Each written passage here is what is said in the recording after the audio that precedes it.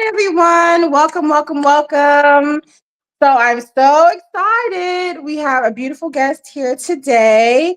And this is actually the first installment of a long awaited series where we actually get some matriarchs together on a panel and we actually dive into our community issues and start finding some actual solutions. Okay. So this is called the throne room. Okay. So this is reminiscent of women who are in power, not just within their lives, but also for the community as well. So it's very, very important that I have powerful speakers up here to basically set an example and be able to empower everyone to understand the power that they have within themselves.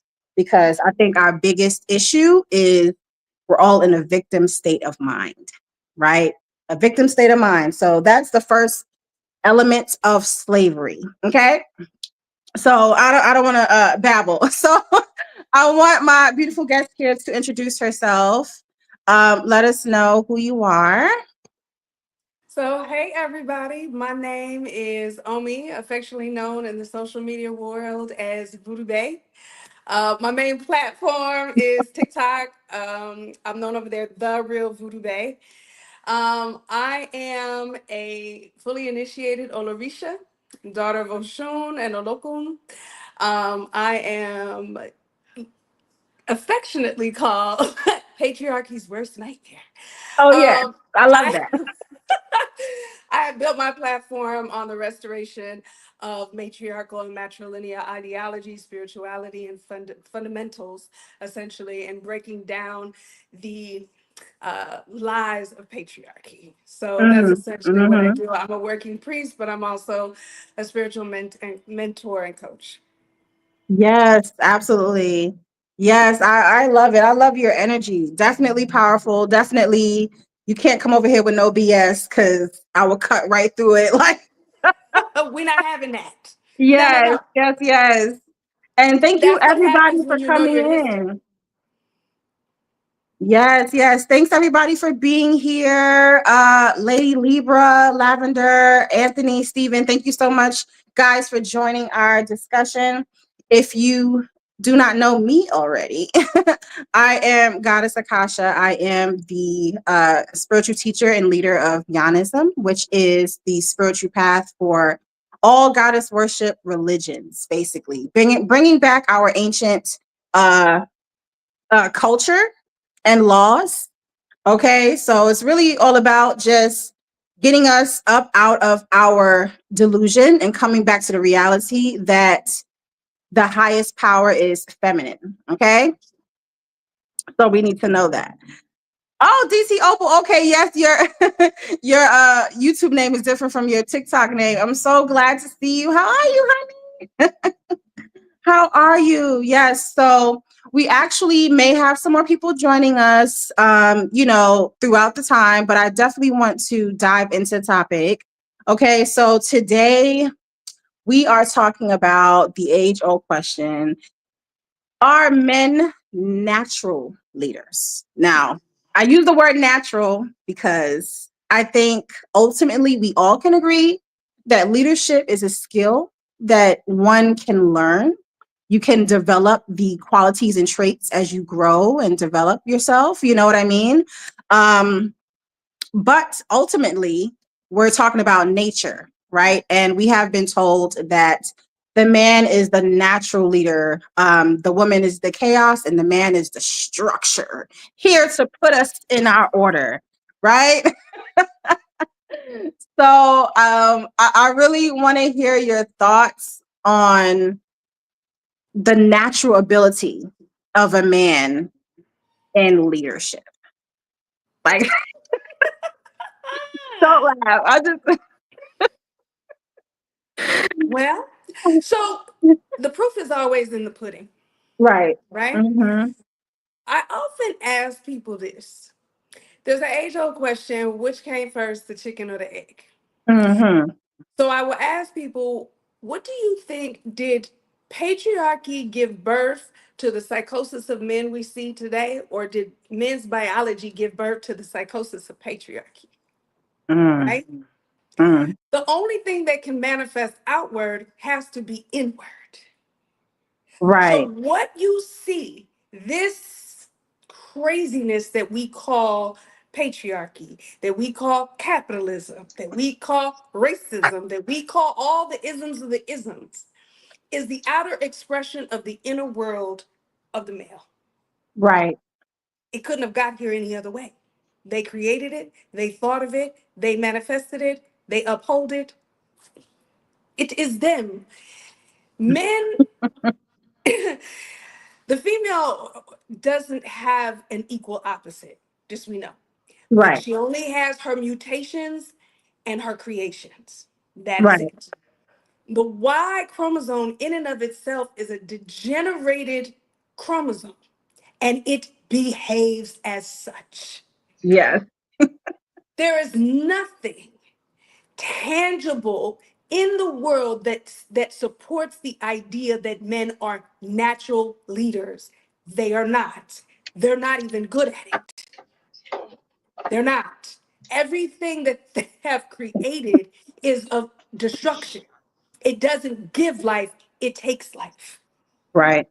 And so just look at the proof in the pudding. Look at the world that we live in. Look at the chaos that we live in.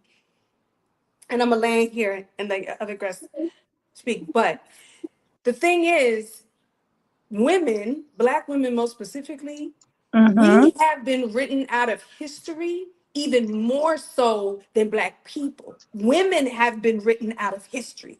So, this idea that men created everything is a lie. It is an Absolutely. absolute lie. And until you can unpack that and actually understand that women created language, mathematics, they give birth to everything that is here, that medicine, that we created counting. We're the only ones that operate on a 28-day cycle. Go Right. study that. Mhm. But again, to the nature of it, the nature of the male is what we are living in, is this chaos that we are living in. That's how it was created. Yes, absolutely. Yes. Danielle, darling, I'm so glad you can join. Hi. I apologize so much for my tardiness. It is so unlike me. It's Saturday. It's all right. It's I'm all right. rushing. I was a little on the tardy side myself. It's okay. We all I here. hate You being late. flow, you flow. I feel like the feminine energy is a flowing energy, and we arrive right on divine timing. Okay. That's I right. think the timing system is a very masculine system where we have had to operate in this construct that has made us be like this every day. When we actually work on a hormonal cycle, we have phases and we move, and we have different hormonal, different types of Hmm. energy that we embody. So we operate based off of what's needed. We're adaptable to the environment and what everyone around us need. That's how we nurture and care for everybody. So I think for us to show up in the same energy every day at the same time is unrealistic for the feminine to operate in. So, you know. So I'm gonna get here when I get here, okay? But I agree. I agree. yeah, before we continue, I want you to have an opportunity to introduce yourself, so you can tell us your name, your main platform, and what you do, how you serve the community.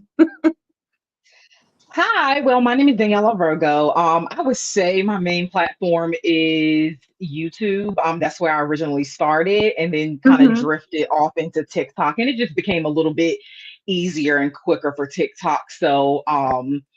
But TikTok and YouTube are my primary platforms and everything. And I'm a self-proclaimed shadow goddess. My main shtick is to help women, and I don't like the word empower, but help women, hone the power that already exists in them by taking ownership, by doing shadow work, bringing awareness to all of the things that we try to hide that actually, if we just deal with them, would help us step into that power so we can then control our reality and ultimately our lives and create a desirable life for ourselves. So that's pretty much it. Right. Yes. Thank you so much. Thank you so much. Did I do that? Yeah, I did. Yes, Nikki darling. Nikki darling, thank you so much for coming. Yes, go ahead, introduce yourself, your name, your major platform, and also what you do, how you serve the community. Hi, everybody. My name is Nikki. I am the owner of Soul Things 𝐷𝐞𝐚𝐭𝐫𝐢𝐚𝐵𝐷𝐞𝐝, and I'm the host of the Happy Magical podcast. Um, my major platforms are Instagram and Spotify, where my podcast is. I might have to take my glasses off because I'm fogged up. How I serve the community. I started the podcast about 5 years ago, just sharing general information about spirituality. From an African perspective, I practice in Spiritismo, 𝐅𝐞𝐚𝐭𝐫𝐿𝐼. I'm scratched and Palo. I'm a hoodoo practitioner, so I'm a multidisciplinarian practitioner. And my life is in servitude to the spirits. So this is a very interesting conversation. Voodoo Bae, it's good to see you. It's good to see you, babes. I'm like, oh my gosh, you got the whole gangs here. Hey. Real heavy hitters. I don't play over here. Yes. Voodoo Bae, just so you know, _Latosha is that's my cousin. She is my blood cousin. We are That's kids. what she said. Yes. That's yes. So I'm just like, what you doing here? Yes, Voodoo. Yeah, we've been in these streets for quite some time, trying to educate people about the importance of centering women, centering the mothers. I don't know. I think I'm at a point right now. I'm not anti-man. I'm just indifferent. Like don't be in my way. That's all. I'm all about women and children right now. And serving the dead, truly, like that. They are my lifeline. Like my whole life is in servitude to them dead folks. So I don't really know what a man could tell me about anything right now. I'd be like, listen, it's not up to me. It's above me. Okay, it's on them. Right? If they rock with it, then maybe. And they don't rock with nobody. So this is going to be an interesting conversation. I'm looking forward to it. Well, yeah, the first question that Voodoo Bae got into so eloquently is, is male leadership natural to them? Like, are men natural leaders? And I want to hear you guys' thoughts. And any one of you can start, of course. Yeah, Voodoo Bae, and it's so nice to see you and be able to speak with you in person, Voodoo Bae. I've been following you for a while. We've been following each other for a while. Yeah. And when I first heard you talk about literally this topic about men, it was so refreshing for me because I have nobody, in real life who kind of thinks that way. So it was really refreshing to kind of see, other women on the same, wavelength, on the same train of thought as that, because it's so natural for women to be leaders. It's the proof is in the pudding. So so it's really refreshing to see women are on this trajectory, so we can kind of push the collective forward a little bit.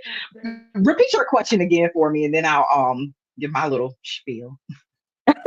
Yeah, are men natural leaders? I think just in general, the idea of men being leaders as we know it is built on a foundation of brute strength, of testosterone, right? So that which ultimately means your ability to abuse me is what makes you a leader. And that's not what a leader is. So naturally, no, they're not. I don't think you are capable if you can't even run your own household, if you can't remember what, the name of your child's school or teacher is, what that is basic life 101, right? And the majority of men can't tell you the name of their child's best friend, the name of their kid's school, the street the school is on. So it's like those little things are the markers that of proof that men are not inherent leaders.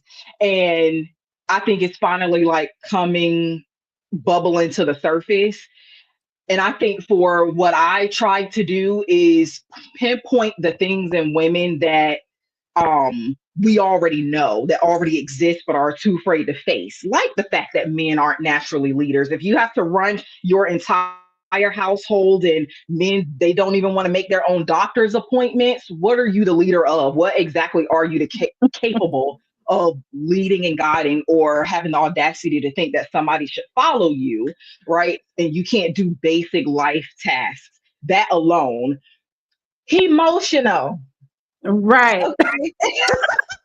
Not even get into Emotional it. is a Word perfect has been a word. long way. Do you know That it is a ended up on the perfect news today? I word. should have trademarked it way long before I You should did, have. but it is now. But that little word done traveled so far. Okay, good. I love that. I love that because I have experience because I am a polyandrous.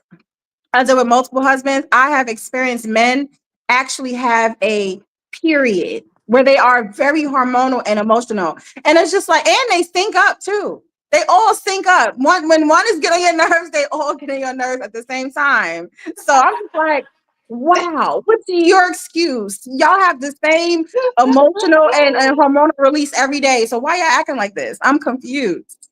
Okay. Mm-hmm. So y'all do know. Wait a minute. That is crazy. That is crazy.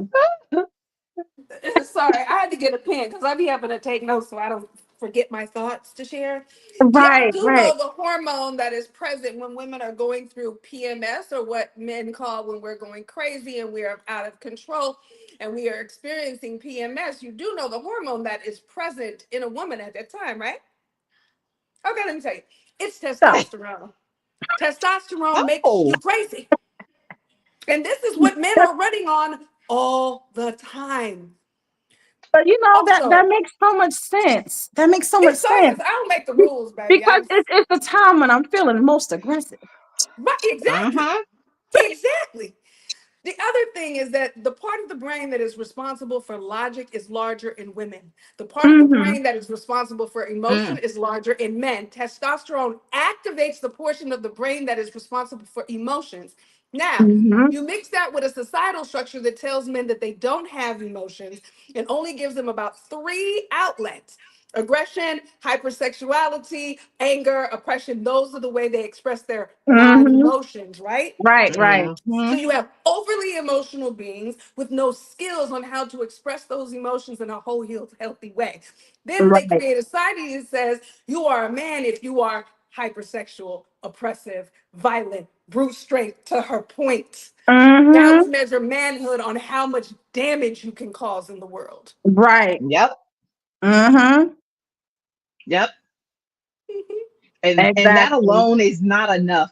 And it amazes me the like how people aren't able to like really make that connection that your the foundation, the idea and principle of men being leaders is simply your ability to abuse your ability because you're physically stronger. That's crazy. And that explains how under their leadership things go crazy, how destructive they can be because all they know is destruction, all that testosterone circling, and don't let them start getting together.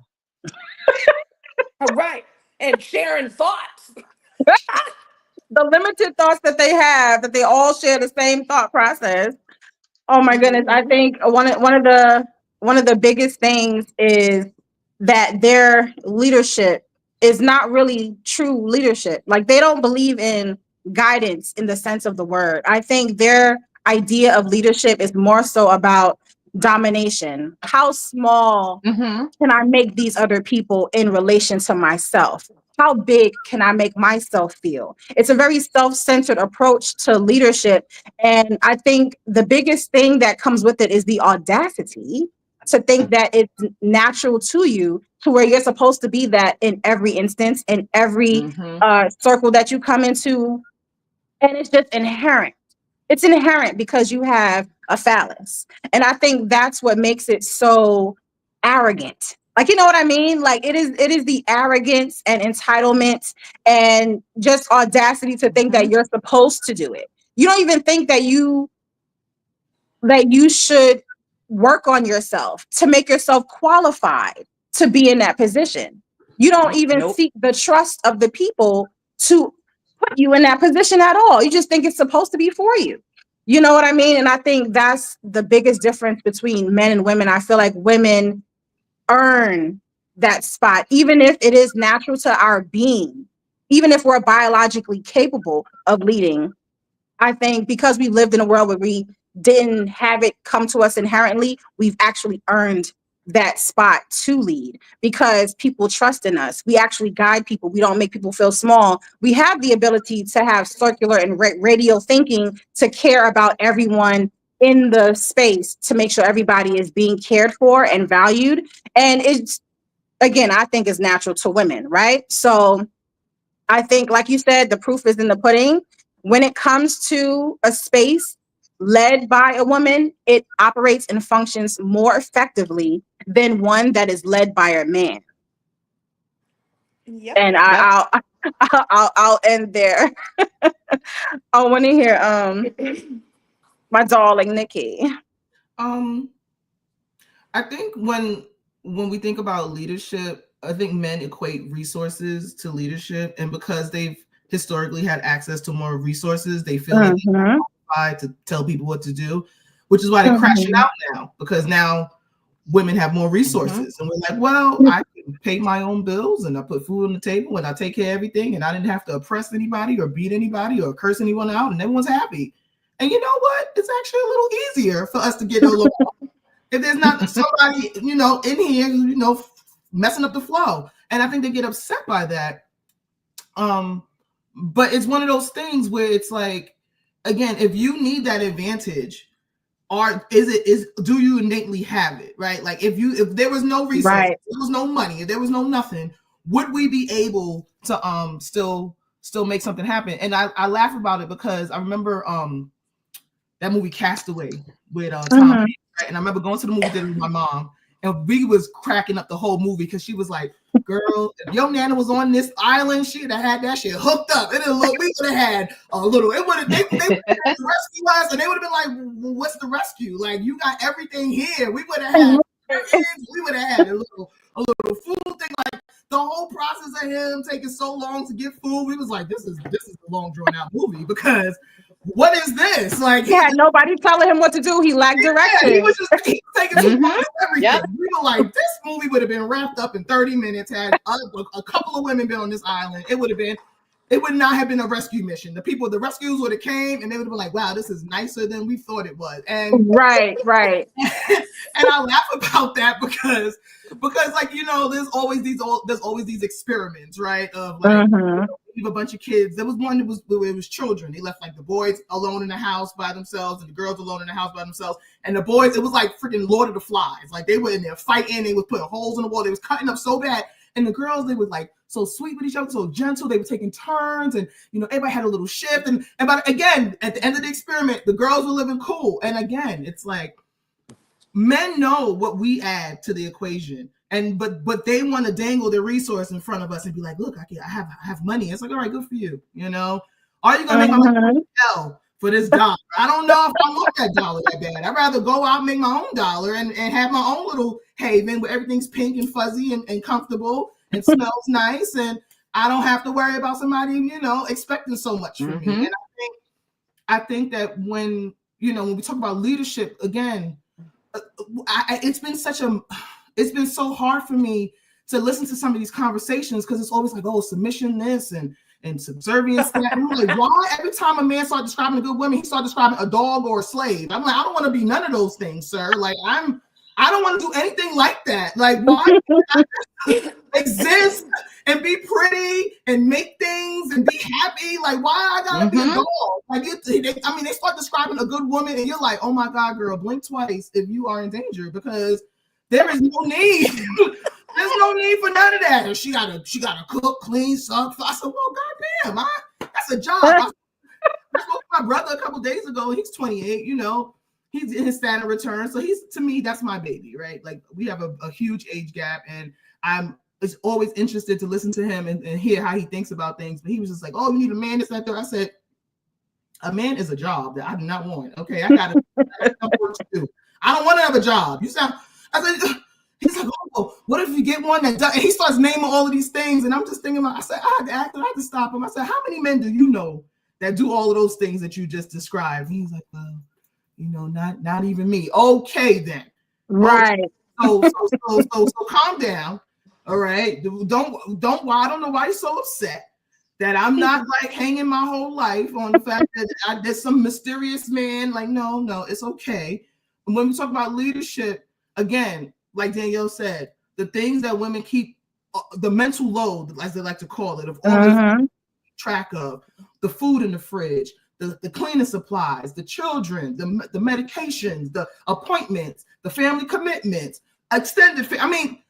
When you really think about women as a computer, right? Like we are constantly downloading information, making assessments, doing things.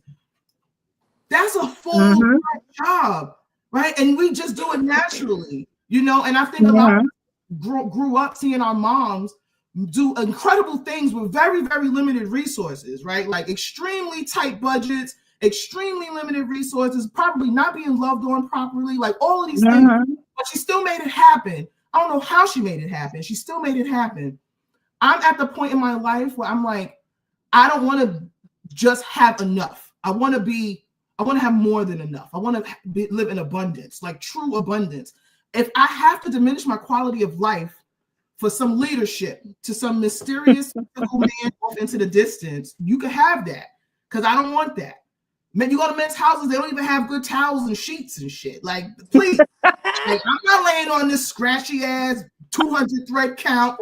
The soap is gonna strip my skin. Sir, no. Like, again, the things that we naturally just want to have nice things, they will sit up and tell you, oh, you don't need that, you don't need this, you don't need that. So bare bones. I'm like, bro, keep that poverty leadership over there. And you need me to do all these other things. Not only do you need, you have me here with nothing, I have to like be subservient. I got to do all these things. So then maybe you're not the leader, right? And I've always heard my grandmother and my aunts be like, "Oh, you got to make a man feel like a man." I said, that again sounds like a job. And a man that is a true man, is in his masculinity, is going to be a man whether I'm there or not.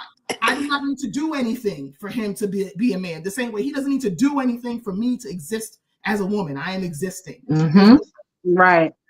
Does that mean I don't have masculine energy in my life? Of course not. There's masculine energy right here, you know, the Congo. I got masculine energy in the Arabe. I got masculine energy all around me in the spiritual realm, which I feel is less bothersome, more abundant.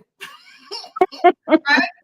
They just ask for a little rum, little cigar. It's cool. I don't gotta take my clothes off. It's great. You know, I love it. However, when it comes to the men in the corporal realm, there are a lot of rules, and there's a lot of rigmarole that I really don't feel like I just don't want to be bothered. I'm sorry, you know. So are they natural leaders? No. Like I said, when the resources are on the line, that's when that's the time when they want to go back to. Oh, I want to go back to my grandfather's time. All right. You know, your grandfather snatched your grandmother off the street. She was a hostage. I don't know if you talked to grandma and found out how she. Right? Grandma she might not have been so happy. That's why grandma told us something different. Grandma said, go to school. Yeah, that's the thing. They don't care. Make your own money. Have your own money. Always have a little money. Know?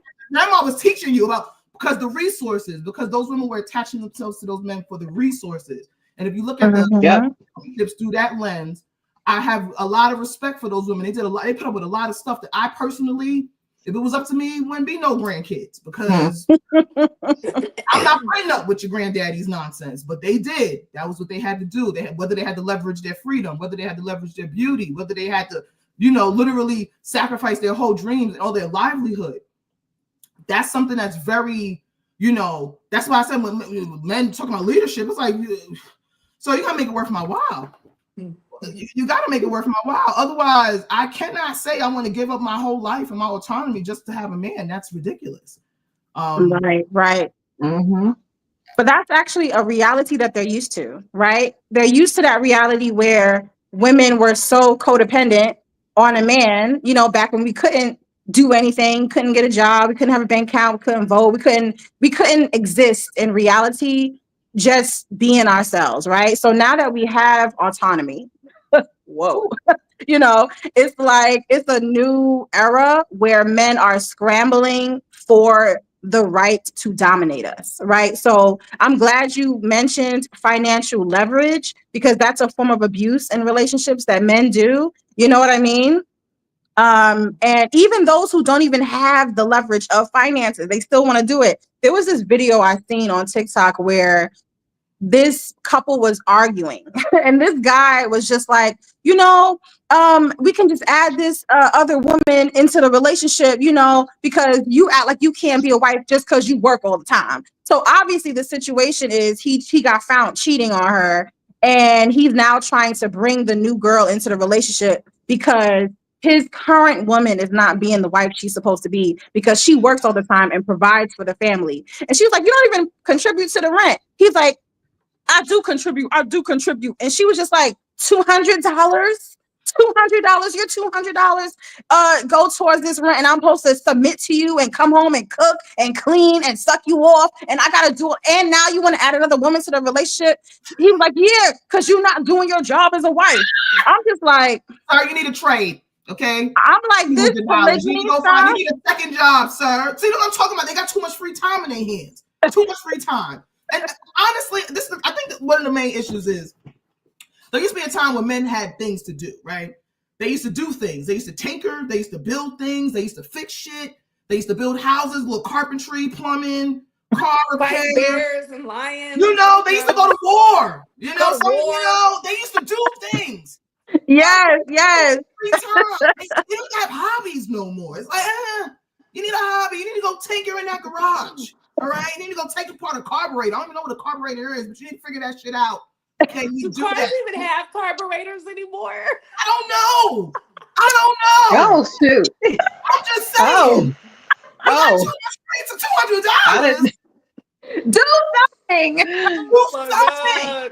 Yeah, do something. Yes. They made this whole industrialization made all of the males useless and weak. And because they've made themselves useless by erecting all of these phallic buildings and giving themselves nothing to do, now they have no place to direct their inner aggression. All of that strength, all of that brute aggression and strength that you were built to utilize in the wild for protecting the village, you're not using it. So now you want to use it on the woman that's in your life, the person who you're supposed to be listening to and getting guidance from. Mm-hmm. You know what I'm saying? So it's just very interesting how they created this hell that they thought was heaven. See, that's why you're not supposed to think. You're not supposed to be the mind thinking, because you thinking you're supposed to be a doer, not like, a you know what I'm saying? Like, the woman is the mind, the man is the limbs. You understand what I'm saying? Like, I am the mind telling all of the limbs to do what they're supposed to do. So you're supposed to follow suit. Yep. Yes. That's how it was. So speaking to African structure, right? Yes. This is before obviously patriarchy invaded. Mm-hmm. Right? And by invaded, I don't mean by the white man, because we're not going to do that. Right. Yeah. Anyway, essentially, the village wasn't led by the strongest amongst them or the warriors or whatever. The warriors were led by the strongest amongst the warriors, but the warriors were given guidance by the oracle. They didn't even march off into war without getting her guidance, her protection, and her approval. Exactly. Right? And then there was a council of elders. But at the end of the day, it was the women, because women were always regarded as spiritually superior to men. They knew that. So they didn't even do anything. And because women have wombs, we were communal. Men are single-minded and ego-driven. Women thought about the collective, so they didn't even go into war until they got the women's perspective on how it was going to ultimately affect the collective, the women, the children, and the village as a whole. And the warriors protected the village because they knew that the women protected them. But they flipped this shit upside down and started wanting to think and thinking that they were the leaders and all of this. This is ultimately how we got here, right? Yes. They were doers, to your point. They were the limbs. They took all that energy and built shit and let me also say this. Women were the most proficient hunters, Mm-hmm. And you can go back even to date. Women in the military make the best snipers and the best shooters. We're just better at it. We were Absolutely. we we created the herbs, we gathered, we were some of the best warriors from the Dahomey, we were the best strategists at wars. Go look at any of the African queens. They did not outpace us in anything. That which Right. we create could never outpace us. They were always an all, and this is no I mean, kind of, but no shade, no tea. They have always been a degenerated mutation of the feminine. You could never be better than that which gave you life and created you. And it has Exactly. never been proven. What you had was physical strength. That's what you had that Mm-hmm. you should have utilized, do something, build something. To your point. Now they just frustrated, taking out all of their aggression and anger out on everybody and lost their way with no guidance. Yeah. Yeah. And all of it is really based in them trying to prove their own masculinity to the man that's above them. Yeah. And they're That's what it's jealous of all us. about. It's not even about us for real. Like, you know what They're I jealous mean? of us though. Yeah, no, definitely womb envy. Definitely womb envy. Definitely jealous of the power that we have to create, the power, just our efficiency, our ability to do all the things, Yeah. to do everything. So it's just like it's an insecurity that makes them jealous of us, but Mm-hmm. also their desire to want to please and be the identity of what the man above them said they're supposed to be. They do So everything for the male gaze. yeah, it's a very homoerotic culture. Okay. Now, trust me, I did a whole video about how our melanated man is in a real love relationship with the Caucasian man. But they will Okay. forget. And we just get the brunt of their anger as to not measuring up, you know. So Yeah. I try to stay out of that particular topic because you know how sensitive our men are to where they can't accept that kind of fact. But yes, absolutely. I feel like men in general need to come back to the realization that they have lost their way and that the true guidance is the mothers of your family, the mothers in the community. Like, because we're the ones that produce humanity, shouldn't you be looking at us for guidance? No, because they No, can I beat mean, you that's up. common sense. No, because Yep. they can beat you up. So they ain't got to. Oh, please. Oh, please. If we band together, we could beat them up. Like, Oh, we let's absolutely not. can. Let's And not. obviously, the playing field has been leveled because weapon in hand, weapon to weapon, again, I just said we are better Right. at it when we are Yeah. trained. Mm-hmm. When we take it upon ourselves to be able to protect ourselves, we are actually great at it. Look at the village of Absolutely. Umoja. Look at what was Yes. built out of the village of Umoja.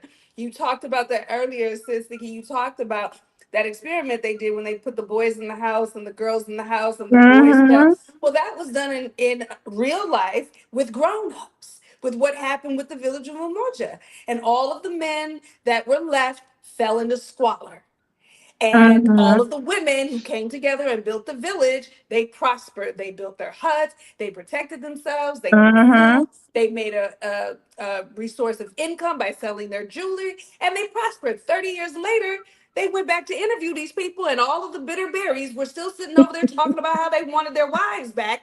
And all of the women, like, we will never, Right. ever, we ain't even thinking about them men. And that is in real life. This idea that they spew when they start talking about, oh, you're going to die alone, oh, you can't survive this. No, there are actual factual examples of how y'all can't survive without us, which is why you always want unlimited access to us. Mm-hmm. Yep. It's crazy because you'll hear a man say there's no such thing as a functional matriarchy and that those are not real societies, blah blah blah blah blah. And I'm just like, oh, you sound So so the Mujaji Rain Queens I'm are like, you not sound a so real society that have been here forever and ever and ever. What do you mean?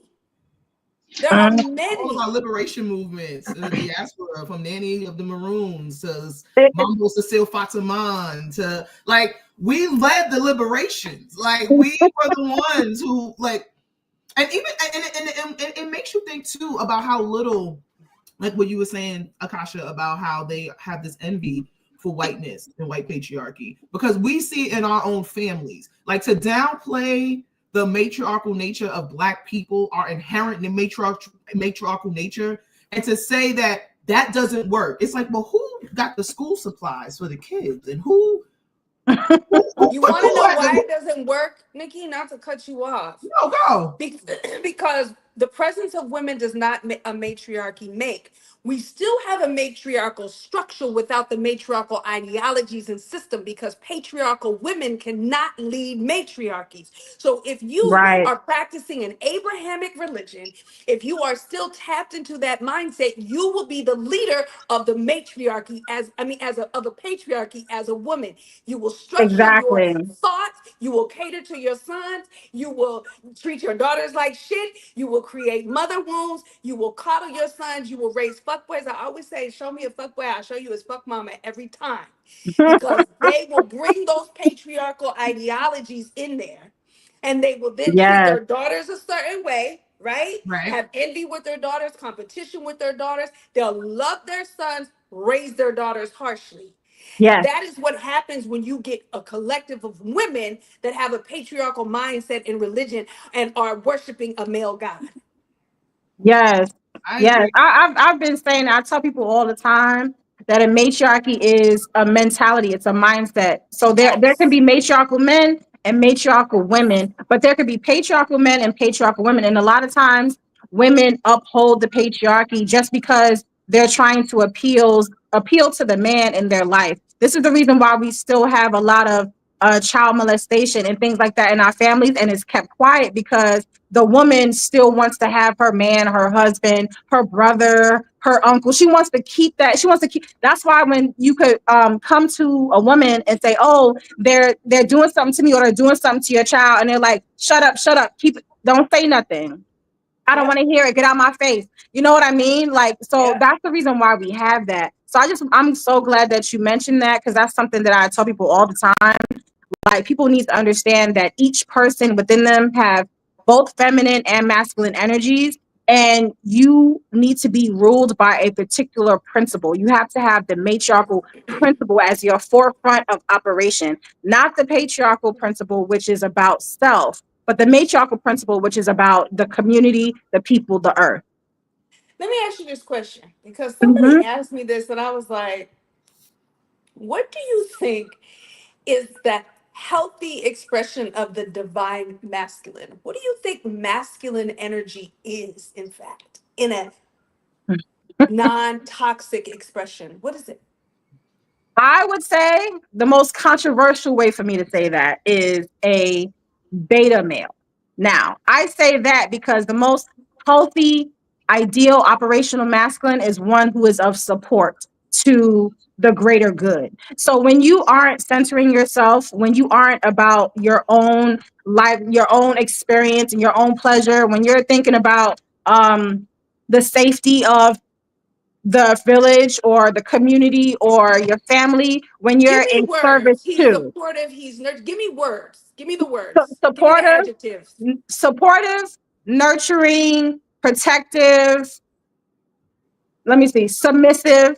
That's a word I definitely need to have in there. Okay. Uh-huh. Yes, yes. The closer the Self-assured, male is to the divine self-assured. feminine, Someone the who's not closer he is to insecure. humanity, to his Right. humanity. To Yes. describe a healthy masculine is to describe the divine feminine.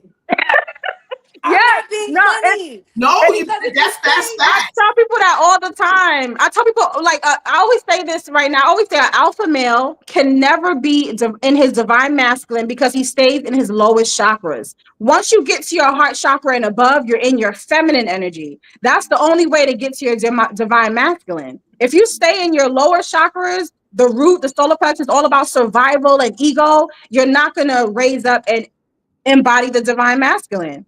The So you divine have to enter masculine your feminine expression, energy. You have to know how to communicate. You have to know how to care for others. You have to have insight that's beyond yourself. Like you have to be connected to the spirit world with your crown. Like you have to embody these characteristics to become your highest potential of divine masculinity.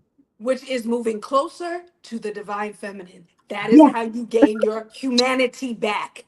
Alpha males yes, aren't even yes. real. That's not a real thing. They don't exist. Right, Again, you right, know that right. was one of my first viral videos, right? Where I broke Yes. down the whole history of the alpha male, what it was, how a white man created it, and then Mm-hmm. went back and retracted the whole Yes, he statement. did.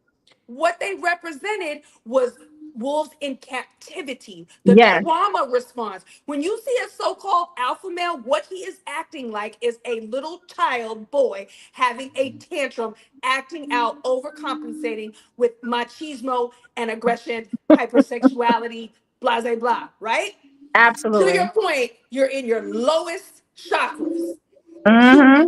to be a divine masculine, you must move closer to the divine feminine. That's how you Mm-hmm. get your humanity back. Because that's why I said describe it. What is it? Oh, Yes, it's nurturing, it's it's caring, it's yes. protective, it's love. Oh, Oh, that sure sounds like the way we describe the divine feminine. And I ain't talking about being sassy either for all y'all in the right. comments. That's different. Right. I think in general, we all have to learn what femininity is, what masculinity is. I feel like as a whole, as a collective of people in general, people don't even understand femininity, which is why many people wear their idea of femininity in hair, nails, and acting a certain way, dressing a certain way, not realizing that femininity in itself is the totality of all things. It's So it is everything. it's complexity. Like I think people understand that it is the totality of all things, which means it contains masculinity. Okay, like the masculine, the protective nature, the ability to do, the assertiveness, all of that comes from the mother. You know what I mean? Facts. So the man is just a polarity of ours. He's our The child. He's our masculine son. is the aggressive, negative expression of the divine feminine. That's what it is. And the Yes, feminine has all attributes. When you see a woman standing in her power or being a leader, the first thing you want to say is, oh, that's masculine. No, it's not. That is an expression of the divine feminine. it When you is. see a woman being a warrior, she's not being masculine. She's representing the dark femme. Yes, yes, Hello. absolutely. Femininity is not all sugar and spice and everything nice. No. I tell people this all the time. I tell people this all the time, especially when people talk about dark femininity. They always have this misconception that darkness and divinity cannot be together, right? And I tell people this all the time. I'm like, when you think about your mother, right? Is she always sweet to you and speaking to you in this voice? Or do sometimes she give you tough love and tell you that you messing up and you need someone who's going to be on your behind so that you can learn the lesson? Isn't that how the universe teaches us lessons through life experience? You have to be uncomfortable in order to grow. You have to go through trials and tribulations in order to get the process of the solution. Like we have a misconception about what femininity is and what divinity is. Like just like we have weather, it can't be sun and shine all the time, or we're gonna burn up and not have. We're not gonna. We need water. We need rain. We need storms. Like you know what I'm saying? We need Mm-hmm. all things. Everything has to exist, all polarities. And all of that is contained within the divine feminine itself. Facts. And to all the pick me's, just a word to the wise. Men don't like nice girls. They love the dark femme. The dark femme is the one that they are willing to risk their lives, their check, Yep. yo ass, their kids, and everybody else to have access to. Now they Mhm. will lock you up and marry you and capitalize off of your labor and your servitude and all of that. And they will drag you to hell trying to get access to that dark femme energy. That is the thing that keeps them up at night. Sorry, I don't make the rules. It's just true. It's just true. Absolutely. Look at all the married men. Where are they? Seeking out some other woman that is giving them access to the energy that they cannot get at home. Sorry. Hmm. Yep. Okay. Hmm. And the thing Yes, about yes. The thing about the dark feminine, this is definitely in my realm of what I like to talk about is not even just people associate darkness to negativity, to being bad, right? Mm-hmm. The dark feminine in you is your alignment with your intuition, with your Mm-hmm. discernment, with your creativity, right? Light does not exist without darkness in the background.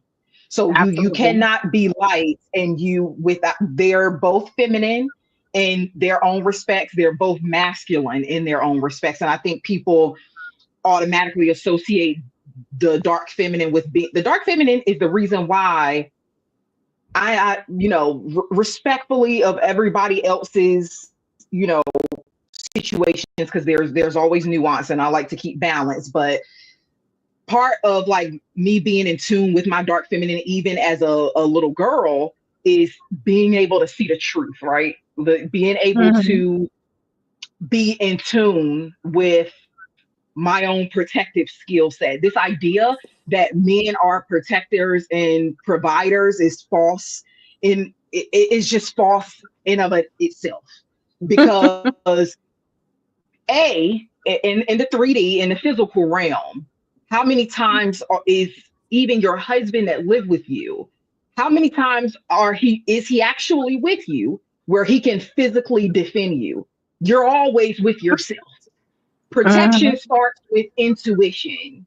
And that's a part of your dark feminine, being in tune with your dark feminine and being in tune with the things that other people don't want to see, the things that people, push down because it's unpleasant, because it changes the narrative of the storyline that they've created in their head, or the Mm-hmm. way that they see or desire things to go. The dark feminine is what send that chill up your spine when you Mm-hmm.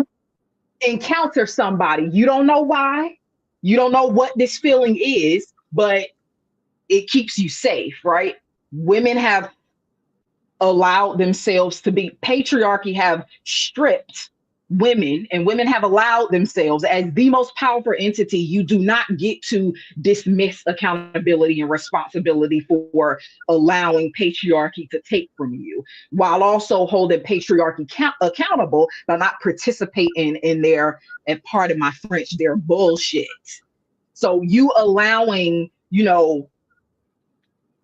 yourself to be stripped away from those spiritual gifts and stripped away from your divine femininity, which is your dark divine femininity, Mm-hmm. is what is your protection. It's not men.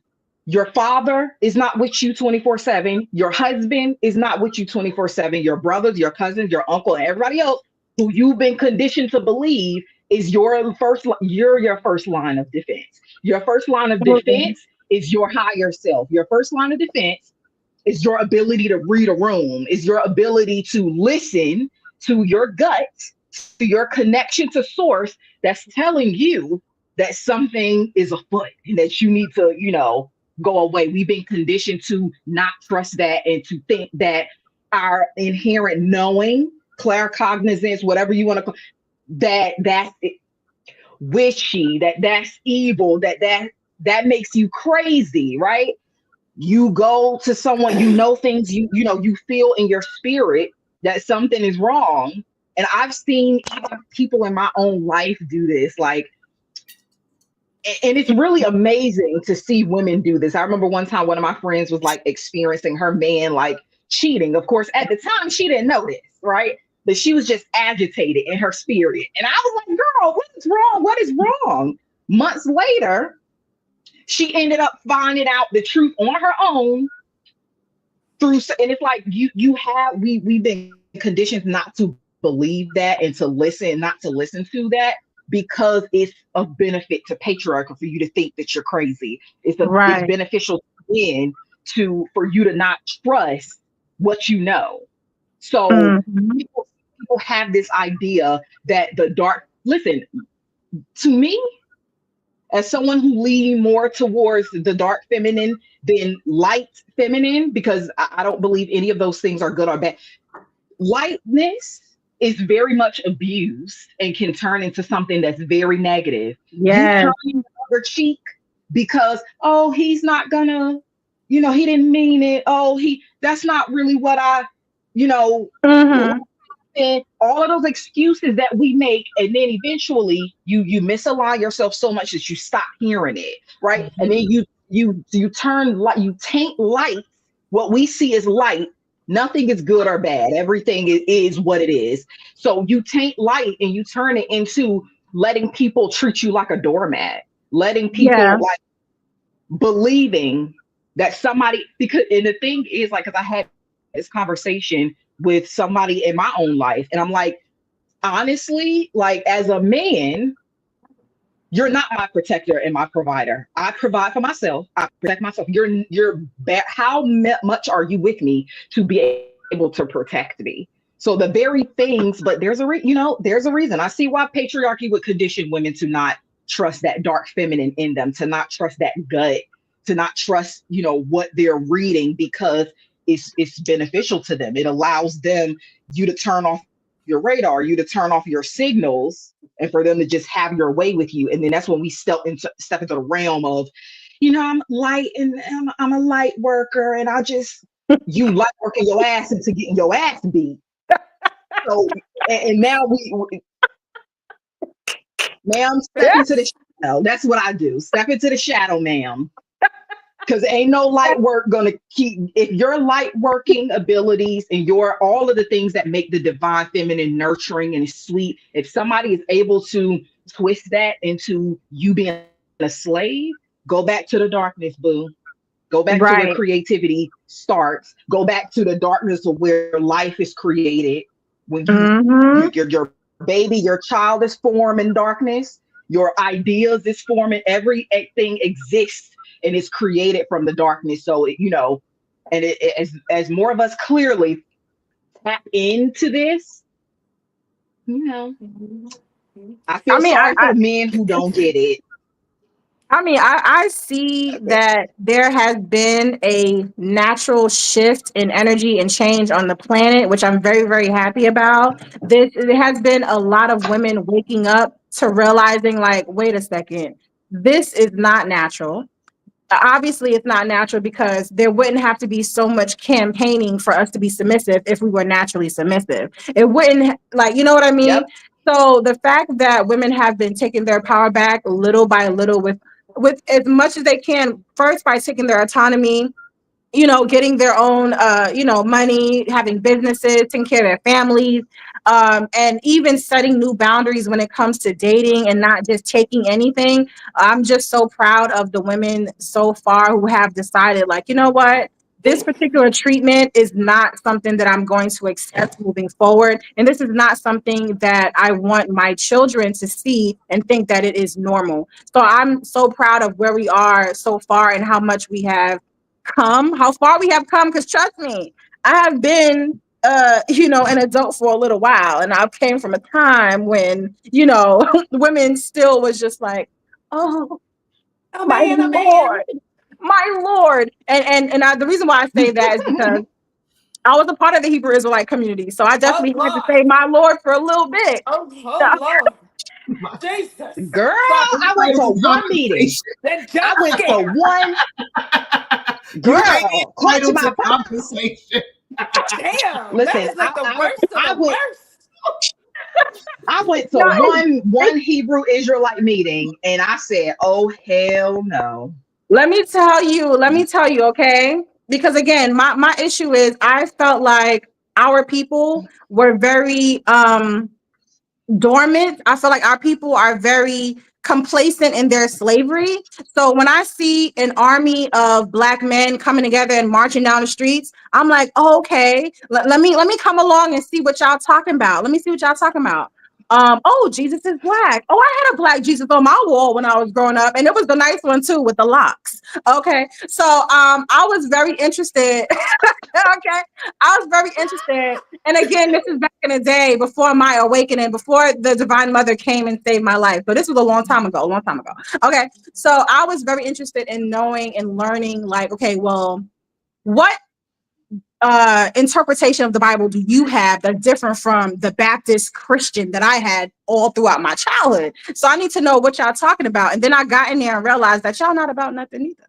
And it's the same thing of women being second-class citizens. All the men have to be served first, and your army ain't even real. I'm sitting here, and I'm like, why do y'all not have your own community build? What is really happening here? And I started noticing that they started bending the rules for the system. I'm like, wait, are we fighting the system or still subservient to it? I was just confused. Like, you know what I Why are mean? you wearing So those outfits? That's what I really want to know. Why are you That wearing part. those goddamn outfits? Yes, Some the Knights gimmicky of outfits. Arabia, the Power Rangers outfits. I You cannot. I'm sorry. superhero, super Like ninja y'all. turtle. Listen, Ugh. oh my goodness. Hebrew, Listen, I had a Hebrew time. I think I was in Israelite. it for I must have been in it for about like 6 months, and then that was it. Because I was just becoming angry at all the things I was seeing and becoming angry at me having like this hope for our people to stand together and actually do something. And every time I join some sort of organization where they're trying to do it, it's like more of a show than an actual action, if that makes sense. So I'm Well, like, y'all not really trying to do nothing for real. every Black power movement is a Black male, cis male It is. centered movement, which is why they have all failed. The Yes. Black Panthers were notoriously misogynistic and abusive to the Black Yes. women who were Mm-hmm. actually leading that whole movement. They were all, even now, even the so-called Hmm. Black Power movements, they're not Black power. They are Black They're cis not. male Yes. centered, Yep. empowered, and Black men in this society. Because listen, patriarchy and white supremacy are flip sides of the same psychosis. Hmm. Narcissistic superiority complexes, one rooted in gender, Yep. one rooted in race, backed up by oppressive systems. Yes. Black men do not have a problem with the oppressive system. They have a problem with their place in the system. They Yes. would Yep. gladly trade places. If white supremacy ended today, Black women would still be in grave danger. I was Yes. going to say this earlier. Black women die by domestic violence 3 times more often than any other race of women. You cannot be our protector and our apex predator. At the same Like, you're time. not Right. protecting us from the outside. The protection that we need is often from the men who are From closest you. to us. That is a narrative and a lie that was part of the spell casted on women through the inception of romantic love to Mm. give poor men Yes. access to the benefits of patriarchy. Romantic love is the Amen. love spell. That is what Hmm. it is. And it It was is. cast on women. And so this whole Mm-hmm. idea of protector and provider and the Cinderella and all of that shit, it is part of the spell to get women to do willingly what they used to have to get us to do by force. Right? So to Yep. Exactly. romanticize Exactly. everything, make us believe like, oh, some man is going to take care of me and protect me. And it is often that man that you need protection from. Yep. Absolutely. And So it's so interesting to refreshing. me. It is. It's so interesting to me when, like, married women or women in permanent relationships struggle to make friends with other women, because it's Hmm. like, do you know that every night you're like this close to dying? And I don't think you're this close to this man offing you, but you are afraid of what a woman is going to do to you, ma'am. Like, Hmm. and It's that conditioning. it's that conditioning, right? And like, you're most in danger with your male partner than you are anybody else. What can somebody else do to you that don't sleep in the bed with you at night? And it's like that alone, if you have to be coddled, if you have to be reminded, if you have to get regular memos that you're the leader and that women are supposed to follow, it's because you don't have, if you have to beg for submission, Hmm. you won't ever really get it, for one thing, but you also don't deserve it. You don't beg for what's yours. It just comes to you. So if you What have to is beg for it, boo, you know, and what is wrong with it's not you yours. that you are so married to somebody submitting to you? What is wrong? Why do you need somebody to be small in order for you to feel big? This obsession with submission is literally a kink that they are just, spewing out onto everybody. If you Mm-hmm. need me to submit to you, you're no leader. I lead communities of Absolutely. women, and I will say all the time, I create and teach other leaders. I don't want followers. I want Mm-hmm. women to grow into the leaders that they are. If you are constantly trying to get somebody to be under your thumb, you are weak. What is your Mm-hmm. obsession with this? Real leaders lead leaders, not followers. Period. Yeah, that obsession stems from the inner insecurity of them not knowing who they are, right? So Or maybe a they lot know of a lot exactly of who men. they are, and that's why they're obsessed with it. Bingo. Mark that T. Bingo. That's the T. That's the Say T. They say it know. again. Say it again. They know. That's the T. They know. They know internally that they are not inherently leaders, right? This is why Mm-hmm. they leave you to Yes. Mm-hmm. raise kids by yourself. This is why they say, "Oh, you can handle it." They leave you to raise kids by yourself, whether you in the house or whether you not. Single mothers probably get more peace than Yeah. married women who sit and they all over the internet showing how their husbands don't do anything but want to Or bark single married orders. parents. Single married parents. So it's like Yes. they Yes. they inherently know. It stems from an inherent knowing. It stems from that jealousy of not Mm-hmm. being able to create life. So they want to control the ones who can. If you can control the women that can create life and those who can create life, then you essentially can by proxy control, but you really can't, right? You really can't. You can make all your rules, you can make all your laws, and I can go to Miss Lady up the street, grandma who been doing this for 40 years, and go get a backdoor, abort the mission. So Right. what, like, it all stems from their insecurity of Mm-hmm. jealousy. It stems from their insecurity of knowing fundamentally that they don't have the skill set, but they've been lied to and conditioned as well by patriarchy because they are inherently followers, right? They love a hierarchy. They love Mm-hmm. a man to tell them what to do. They love a man who tell them what they want to hear. And it's so interesting how they don't see themselves as emotional because The Yeah. same men that you have That one's have black to. people hilarious. for not giving their number, those non-emotional people. Oh my gosh. Yeah. That will Oh, literally spaz okay. out on you. That will try to call you. I had men ask for my number and then try to call me on the spot. Sir, Yeah. get the fuck away from me. Yeah. Okay. Let's So not get into their rejection aversion. They am the I supposed to be using bad language on here? Let me watch my mouth. Listen, as long as YouTube allows it, you can do what you want to do. Okay. Just I'm put gonna the little watch beep, my mouth. beep, beep. I'm gonna put a beat. Um, but it's so frustrating. Like it's so frustrating, Yes. and like having grown up like religious with like the opposite training, and like being, Mm-hmm. I've always been an observant person. So I'm like, this don't make sense, guys. Like, what do you mean? What do you mean? Like, like I don't understand. Like they like. Y'all are saying one thing, but what's happening is something totally different, right? Like, Mm-hmm. and it's incredibly frustrating because I know they know, right? And they would be happier in a matriarchy. They They would be would. much They happier in Happier a would. and healthier. matriarchy because It'd be less pressure on them. because They know It right would. in They don't every even aspect realize of that the nature. system that they made hurts them just as much as it hurts the ones that they're hurting. They're Like stressed. They can't handle I tell people that all the time. I'm like, if you are just relax. Just relax and stop trying to think about everything. Stop trying to control everything because you're putting too much pressure on yourself to act in a way that's unnatural to you. So it's difficult. Correct. And you're going against the grain every single day. That's why you're stressed. Relax. Correct. Very Yep. much correct.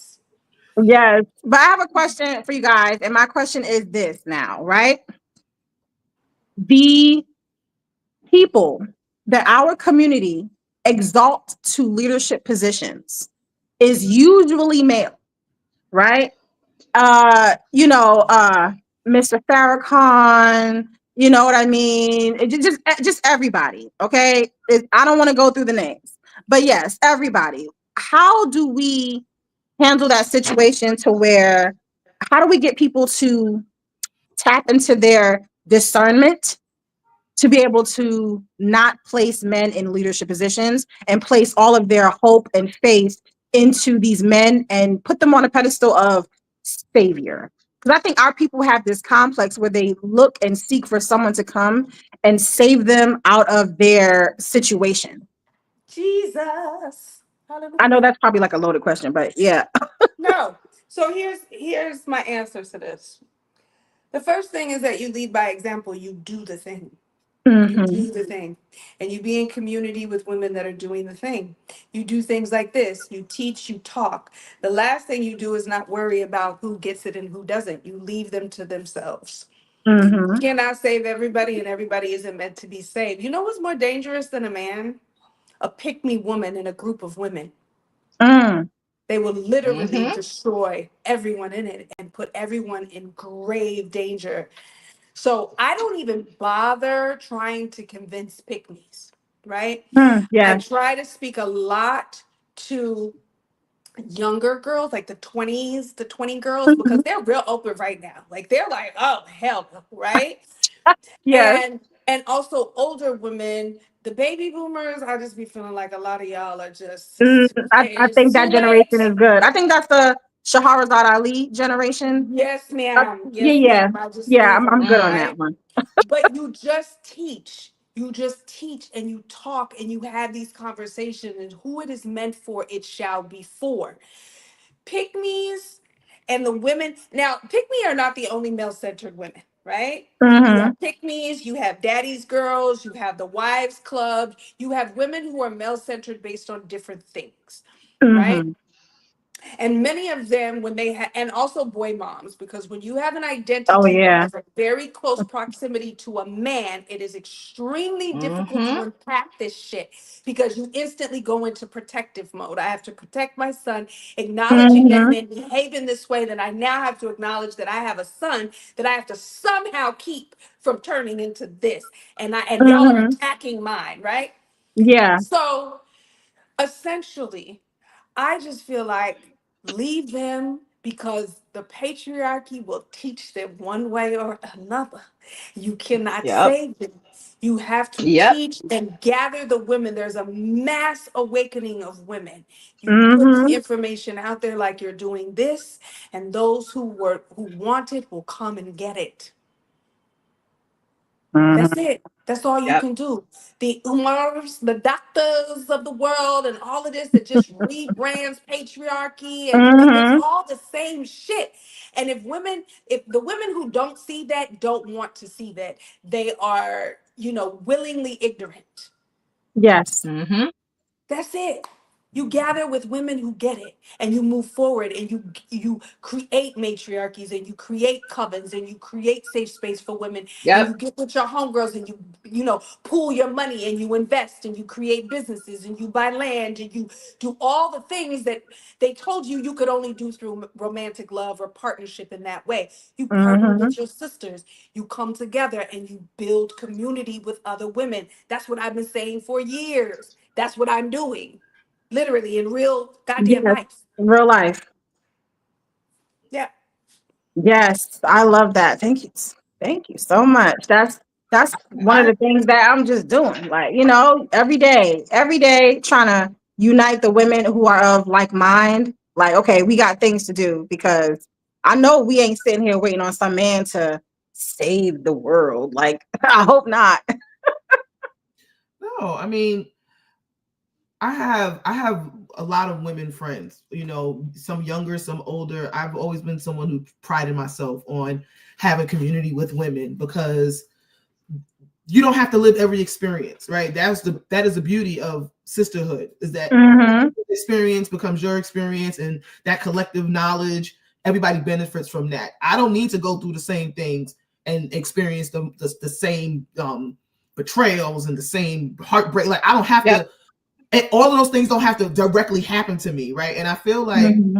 when women open themselves up to that, like that collective, that shared, like I said earlier, that computer, like that shared supercomputer, which I feel is what has happened in the last couple of years with social media, where you have women across all of these social statuses, all of these racial lines, all over the world coming together. Like, wait a minute, comparing notes. Like, hold on, girl, that's happening over here too. And then we're like, you too, and like, people never cross paths with. Everybody's like, okay, wait a minute. So maybe we should do X, Y, and Z, right? Without everyone having to be so. Again, patriarchy and whiteness is very individualistic. It's like, I get to live my life, and this is my life, and this is my thing. It's like, all right, girl, good for you. But now you're struggling, and you stuck with this man, and you're supposed to be doing it for the plot, and now you got 2 kids and no money. What are we talking about? You know, we're supposed to be on our girls' trip having the time. You let that man take part of that. What are we talking about, right? And like, again, it's like we had, like, when you have that community with your sisters, you know, you don't have to agree on everything all the time. Nobody's saying that. You got to be best friends all the freaking time. Sometimes you're not going to agree with each other. But the collective value is like, I care about you. I don't want anything bad to happen to you. I want the best for you. Like, truly, without jealousy, right? Because I understand why some women will be like, I can't be friends with women because this, but in my opinion, is when women are male-centered and you are with other male-centered women, that's where that cattiness and that weird shit come from. Yeah. Everybody's doing too much. They're in competition with each other for that man. We don't need to be. When it's like, girl, what? But when everyone is like, here, listen, it's coochie first up in this bitch. All right, we all gonna take care of each other first. We all came together. I'm not gonna let you walk off with that strange man. Right. We all go into the bathroom, right? Like, all and that. It feels good, right? To be like, okay, we're gonna take our girls' trip. We're gonna have a good time. We're gonna have fun. Yes, men might be there. All right, fine, whatever. Yeah, well, you know, we can dance, have a good time. You know, at the end of the day, I'm not gonna let you go off with that man. I don't care what you said. All right, we all going. Okay, I'll stand outside the door like Ike Turner. Okay, if you want to get some, I support you. But I'm not leaving you by yourself with that man. No, we don't know this man. Right. Like, again, and I feel like some women are very afraid to take that stance with each other and really be like, I'm my sister's keeper, because that comes with a responsibility, right? To truly be your sister's keeper means you really care. And I'm talking about, but you can only care for your sister as much as you care for yourself. And that's where a lot of women have an issue, because it's like, you're not caring for yourself, right? So you don't feel like you're worth this. So why are you going to offer it to another woman? And I think that, again, you don't have to be perfect to come together in sisterhood, but you should, as long as, to me, I feel like the desire is there. And when the desire is there, you can build on that. You can grow with that. You know, I've seen it in my own group of sister friends, right? Where we all started off one way and some of us were a little, you know, falling short in certain things. And they was kind of, you know, slipping up with certain stuff. But over the years, you see them blossom into this beautiful, powerful woman who's building her own home and going back to school and, you know, taking care of her mental health, taking charge of her spiritual health, setting boundaries with her family. Like, sometimes it is that hard for some women to just set boundaries with their own family. Because if you're raised up in a society where you feel like you have to sacrifice everything, even if you don't have kids yet, sometimes a single woman's being run ragged by her family. Your mother's calling, your father's calling, your uncle, your cousin, everybody, you the cousin with the money. You always with your people with their hand out. It's like, you like, damn, people, you got that party, people want to move in your house. You're like, yo, you can't move in my house. Now you're that guy because you say you don't want anybody moving in your house. Listen, it is that hard for some women to just say no. But when you know you have, at least you ain't gotta have a whole bunch. It could be a little triangle, 3 of y'all. Yeah.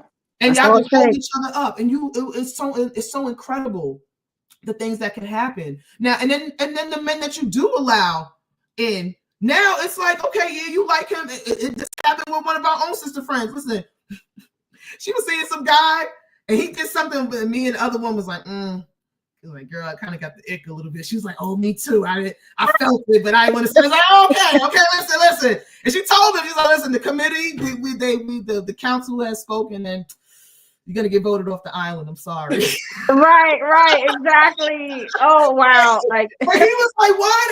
It's like, I can't, right? I can't, I'm sorry, I can't.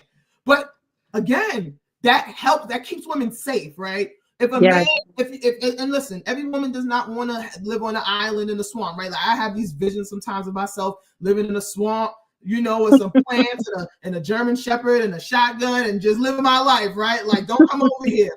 And then sometimes I'm like, maybe a man could be there, I guess, right? But it's the jury's still out on that.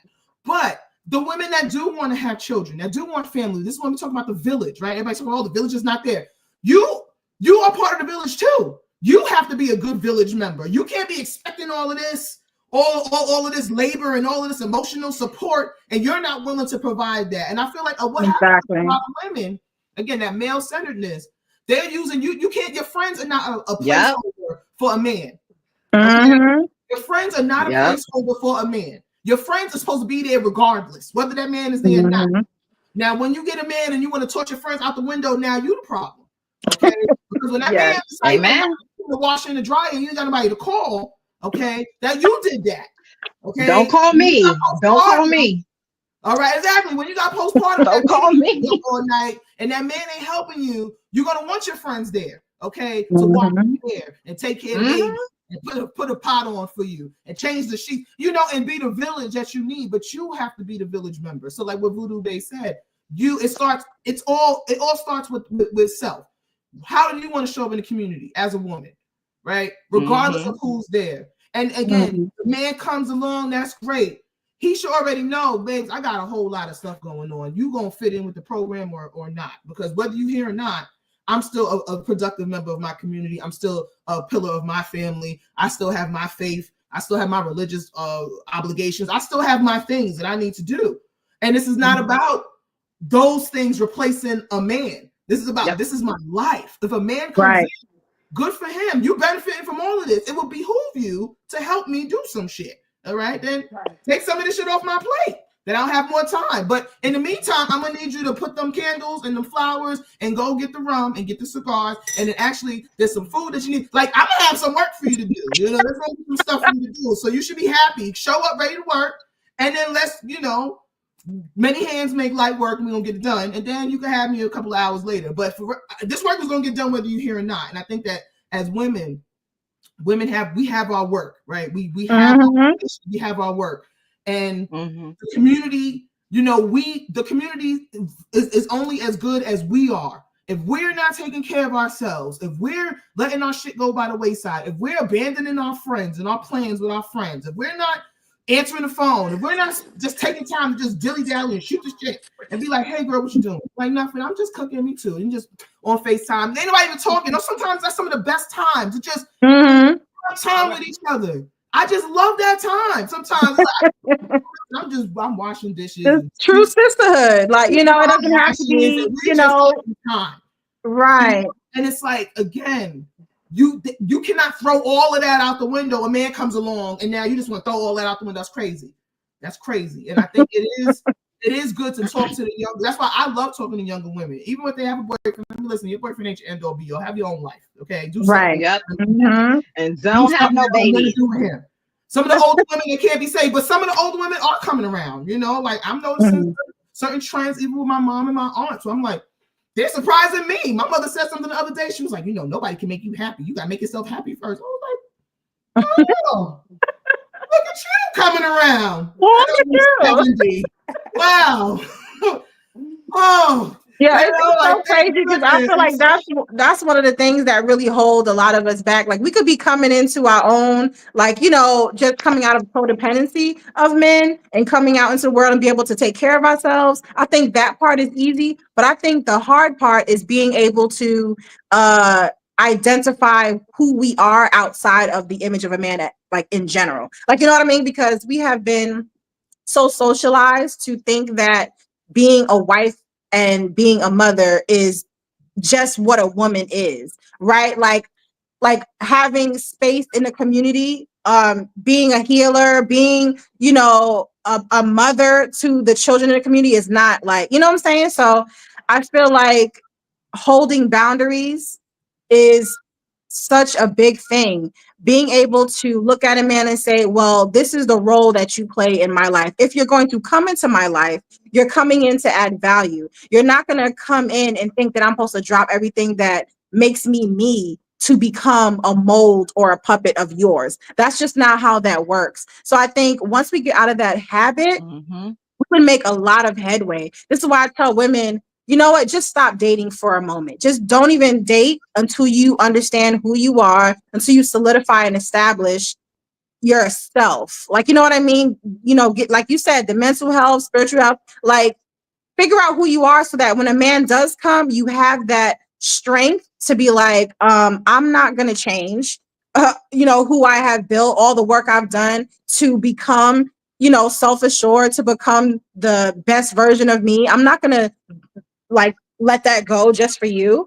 Like, you know what I mean? Like once we realize the value that we bring, we have to see it in ourselves. Like, you know what I'm saying? We have to see who we are, how much we bring to this life, to this reality. We have to see how important our presence is. Just our energy in itself, it makes people feel safe. You know what I mean? That's why a random kid will always go up to a Black woman in public, because they know that that's the safest place to go to if you need help. Like, you know what I'm saying? So I think once we realize what true self-love is, and I don't mean just pampering ourselves and Massages. doing our nails, but true self-love, you know, by understanding who we are, learning about God through learning through ourselves. You know what I mean?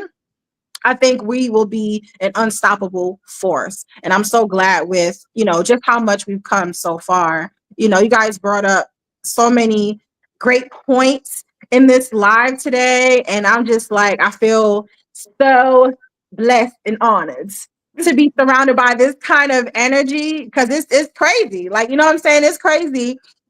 We basically went over, just as a recap, we went over leadership, whether it's natural or not to men. Obviously it's not being natural. We went over male leadership in today. We went over what to do next, right? Voodoo Bae eloquently told us we need to just do the thing, you know, make the communities, make sure we are surrounding ourselves with powerful women who are not male centered. You know, Nikki basically let us know that sisterhood is a big proponent of that, making sure that we are surrounded by women who care about themselves so that they can care about the women that surrounds them. You know, so I feel like we taught a lot today, and I'm so glad that you guys were able to come on and, you know, just educate the people. You know what I mean? Just educate the people. So I'm so thankful. Thank you so much. I think Stephen had a question. Yes, I wanted to get to that. So Stephen has a question. He says, I'm not asking for me, but for a man who is considering but are ashamed. How can men embrace submission or support roles without shame? I think that's a great question. That's a great question. That's a great question, because there are men who who realize that they have a submissive nature and they want to be of support to women, but they're battling within themselves about how they're supposed to express in this kind of society, which tells them to be other than how they naturally feel on the inside. So they end up relegating themselves to the kink community, BDSM lifestyle, and keeping it under wraps and not showing that side of themselves in the regular world. So, you know, I think it makes sense. How can we help men embrace their natural self? I personally think knowledge helps. Like understanding, if you fundamentally understand that patriarchy is not beneficial to you, or if you as a person, you know, as a man, feel like, you know, you're better off being in a submissive role, and maybe you are getting feedback from other men and stuff like that, because, you know, they gang together and kind of bounce ideas off of each other. Shame is rooted in what other people think of you, right? In order for you to experience shame, there has to be a level of you absorbing the negative opinions of others based off their limited knowledge, right?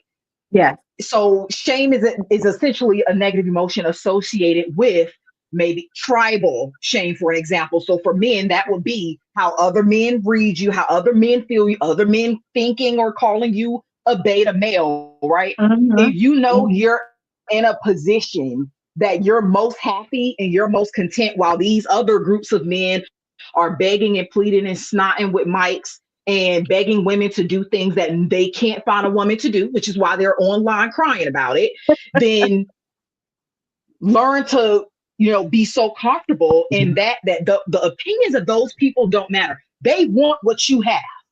If you Right. have successfully found a woman that, and it may be read to them as submission, you remove that shame and that negative emotion associated with their opinions, because their opinion can only be framed by their own perception and their very limited perception and knowledge of about their own functions as a man or lack thereof. What can you take to the bank? What can you cash out on the opinions of what somebody else, when you're living your best life, if you're truly content with the role that you're in? So a lot of the shame that we experience, even getting outside of just what we're talking about, we alone can experience shame in being in contact with women, people in our family, our friends who don't think like this, right? So we know that we have more information than they have, right? So what can you tell me? Nothing. Mm-hmm. What can a man tell you when you're living your best life, when ultimately his goal is to be subservient anyway? And submission don't really necessarily mean subservience, but just kind of getting rid of that, which is also tied into why I think you had mentioned earlier, why, Black people stay looking for leaders and they'll pick anybody. Well, that's because Black women are the most matriarchal women, right? So they have to fight hard to feel like they're in the game of patriarchy. Mm-hmm. So anybody will do at this point. It don't matter if they're living the life or not, anybody will do. So I think like just being comfortable with your own choices and understanding that whatever negative emotions you're feeling because of somebody else's opinion or because of somebody else's lack of knowledge, it doesn't serve you. It doesn't do anything for you. And as you work through that, you'll understand. Mm-hmm. I think a big thing is most definitely really changing your perception about the whole thing. Look at the people that is criticizing you. Is that someone that you look up to? Are they happy? Are they self-fulfilled? What do they have that you ultimately want?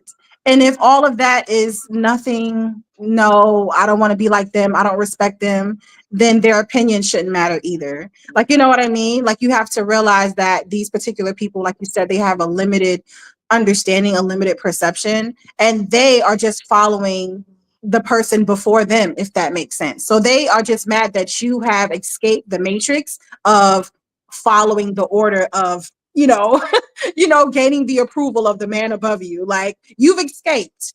Like, you know what I mean? You've escaped and you're out of the system and they're jealous. Mm-hmm, You know what I basically. mean? They're jealous. So it's like, wait a second.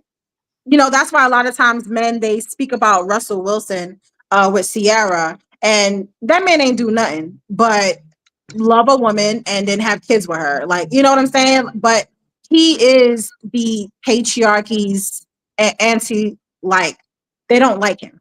Basically, they don't like him, right? But they praise somebody like Future, right? You know what I'm saying? So we have to look at this system and we have to realize, like, who are they trying to mold every man to be? They're trying to mold every man to be disrespectful. They're trying to mold every man to be degrading to women and children. They're trying to mold every man to being a predator, to being a manipulator. You know what I mean? Like, there is rites of passage of manipulation, and breaking women's hearts. Like you go through all of this through your teenage years coming into manhood. So when you get to a point where you're just like, you know what? I love women. I'm not doing none of that stuff that you have told me I needed to do. You need to be happy about that. Be proud. That's something to be proud about. You know what I mean? And I think what helps is making sure that you have a community that helps you embrace that nature about yourself, not just your woman, because I know it can be lonely, but it needs to be also a solid community, her friends, your friends, people in your neighborhood. You know what I mean? It needs to be a good tribal system that's like, okay, these people are just ignorant and you guys are the ones that we value. You guys are the type of men that we want around. You guys are the type of men that makes us feel, you know, safe and supported. Like, you guys are the ones that we know you're not going to try to hurt our children. Like, nobody should want that type of male that you don't know, you don't even want to leave him around your kid alone because you're afraid of what he might do. Like, you know what I'm saying? So the type of men that this country breeds is completely dangerous and disgusting, to be honest. So we don't want that. We don't want that. My one of my good sister friends had always said that the red pill is the true gay agenda, that the manosphere swears them down that this is a gay agenda, right? She's like, it's actually the red pill. Like, they're making men intolerable, they're making them repulsive to women. Like, nobody wants to be around these men. We see it on these like conservative dating apps or whatever. Like, no, there's nobody, no women wants those men, right? Those men are lying to other women. They're like, oh yeah, I'm liberal, I have good, you know, left-leaning and then they're in the back of their mind, they're like, I'm gonna trap her, I'm gonna get her, right? And it's like, yeah, because that's inherently it goes against the grain of what's natural. And if you, like what Stephen was saying about, well, what about if men feel ashamed? It's like, I always say that I don't trust, a woman cannot wave her marriage in my face. It's not enough to be like, oh, I have a ring. How do you, ma'am? Do you look tired? Do you look weathered? Do you look roughshod? Do you look, you know what I'm saying? Do you look unwell? You know what I'm saying? A lot of these women that wave that wedding ring, and it's like, you look rough. You don't look like you cared for. You don't look loved on. You don't look healthy. You look exhausted, ma'am. I don't want you looking like that. I'm good, you know. But when I see a woman glowing, full of life, eyes bright, look, I'm like, well, what's going on over there? You know, they're usually single. As a man, if a woman in the family is what you desire, that is what you should want. You should want your woman to be like the shining jewel in your crown. She should be looking just as sweet and moisturized and healthy and just as carefree. And you should not want to dim all of the beautiful things that make her who she is. You should want her to flourish, and because as she's flourishing, the family's flourishing, the home is flourishing, the vibe, everything is good, right? And these men, like I said, this manosphere that's like, you know, the she-man, this he-man woman haters club of like, you know, my woman has to serve me, this and the third. It's like, yeah, she look rough, babe. Like, you're not making it look appealing. It looks like slavery. It looks like, you know, hard labor. She looks like she's at the gulag. Okay, she don't look cared for. She don't look loved on. She don't look like, do you even like her? And then the way they talk about these women, you know what I'm saying? It's like, again, they're positioning this thing of like, a man is at the top and this and the third, but then they talk about these women so terribly. It's like, do you even like her? So why are you wasting her time? Why are you? But you see the value of the resources that she has, her labor, her womb, her essence, her joie de vivre, all of that stuff that you want to leech the life out of her, and you want to leave her a husk, a shell of a person, hair brittle, edges pushed back, skin gray and sullen. You know, I'm sorry, that's not life, right? Like, right. Any house plant, any basic freaking house plant needs care, sunlight, room to grow, good soil, water. Okay, you cannot throw it in the closet and expect it to flourish. That is not how that's going to work. You need women are plants that need room and space to grow and flourish and create and do all of the beautiful things. And you can't just say, well, I'm just going to cut this plant off and stick it in a closet and it belongs to me. No, you need to be in a window with plenty of sunlight, the good soil, the good plant food. You need to take your time, like all of that stuff. There is a man that truly, truly, truly loves women. I found like some of my good male friends, when you know, they're in relationships, they not just catering to their girl. They come over here, they catering to me too. They fixing food for us. They're making us drinks. Oh, how do you feel? Are you okay? Oh, I gotta walk you to the train. It's dark outside. Yeah. They're not like that just with their woman. They're like that. They love women. So period. Yes. Yes. And now that's the place where we want to hang out. I want to hang out over here. You know, like this. Like I said, my favorite uncles are like that. Like the men that truly get it, they just dote and cater and dote and cater. And they are so happy to do it. It's not even work to them. They're like, oh, I love you. You know, they having a time. And then sometimes they go off in the corner and go watch their sports or whatever, watch their show, and they're like, oh, yeah, whatever. But at the end of the day, they love for the women around them to be safe, happy, cared for, nurtured, all of that stuff. And they don't care what another man thinks, because they're like, well, listen, it smells good over here. All right. There's laughter and there's fun and it's safe. Women feel good. Like you said, you can leave your kid over here. Nobody's thinking that Uncle so-and-so is gonna do nothing to that. You don't have those problems, right? And I think about even our family, Akasha, like I think about the men of our family and about how much women there were around. Like we grew up with our grandmothers are sisters, right? Our grandmothers are sisters. And we used to get together every month, and we used to have these huge family meetings every month, right? It would be like Thanksgiving every month for years, right? Like it was like incredible what we used to have. And that was because the women would come together and be like, we got to do this, we got to do that, we got to do this. And the few men that were there, what were they doing? They was picking people up from the train station. They was on the grill. They were making sure the drinks was filled. They was playing with the kids. They was doing all the things, right? Yeah. Nobody was like being bossed around by these men. They were there to have a good time and be safe to be around. No one said, oh, we can't bring the kids because Uncle, we didn't have that. So when I hear people say that, I'm like, this is really sad.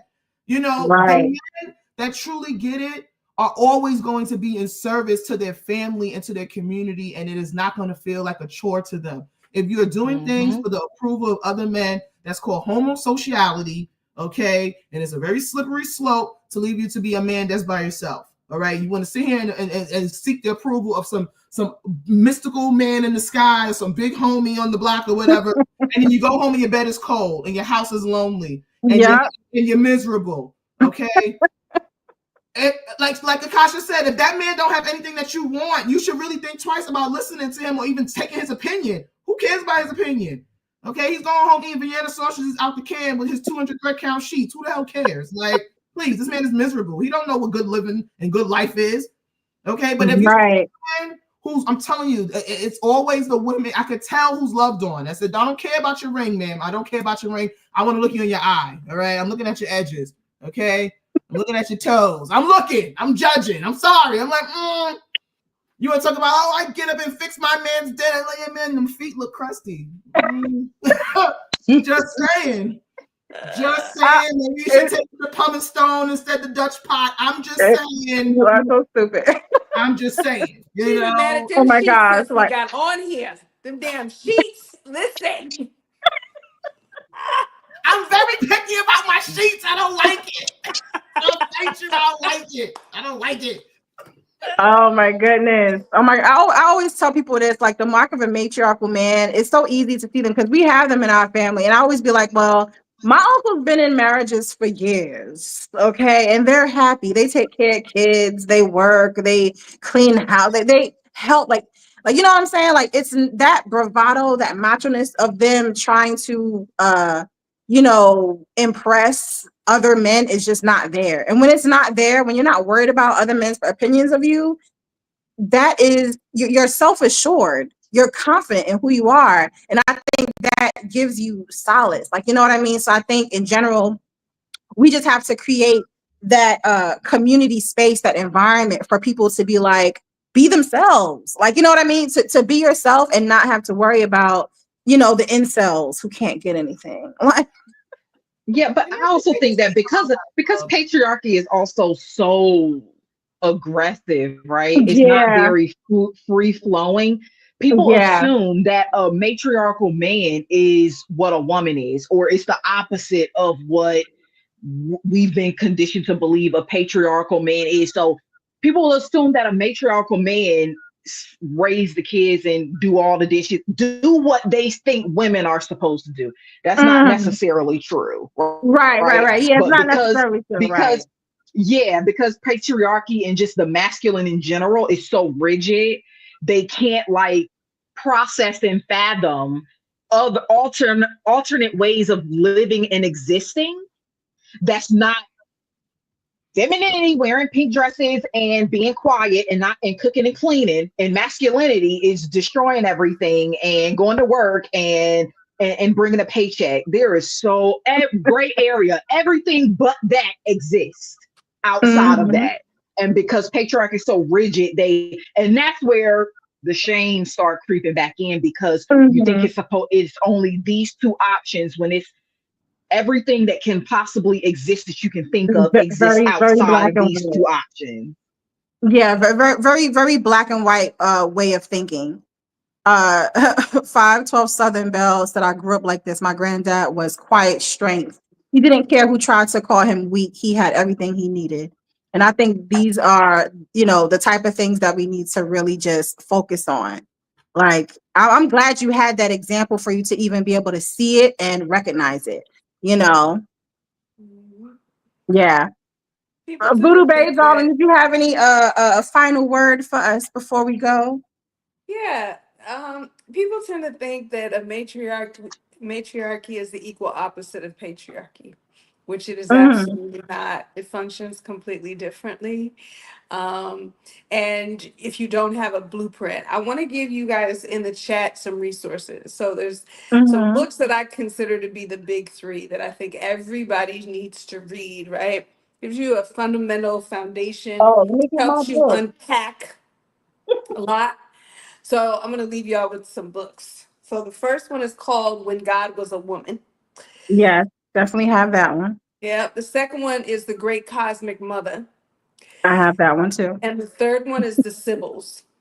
Got that one too. And those three books together just create like a trifecta, like a good foundation to help unpack. You understand how we went from a goddess worshiping matriarchal world to this Abrahamic hell that we live in. And then, the other two books begin to pour back into you and give you understanding of the goddesses from which you come. Right. And that is a good place, especially for new people. Like these concepts may be new. It's very good to help, deconstruct a lot of those beliefs because patriarchal ideology is stealth. It shows up even in the womenest of women's. You know what I'm saying? Even I'll see Yep, women yep, talk about liberation and then get up on the thing and be like, I want a man to pay all my bills. Like, girl, do you realize that that was part of your exactly. slavery and you're asking to be enslaved again? Like, and so it's even, the womanest of women have unpacking of that misogyny and internalized patriarchy that you don't even really realize is there. And these books help you to do that. Continue to read, continue to study, and get in. Yes, period. And Jesus. And continue to get into community with like-minded women. Sisterhood is the foundation for our liberation. Get in community with women and build from there. And I just love sitting amongst women like y'all and having these conversations. Each one teach one.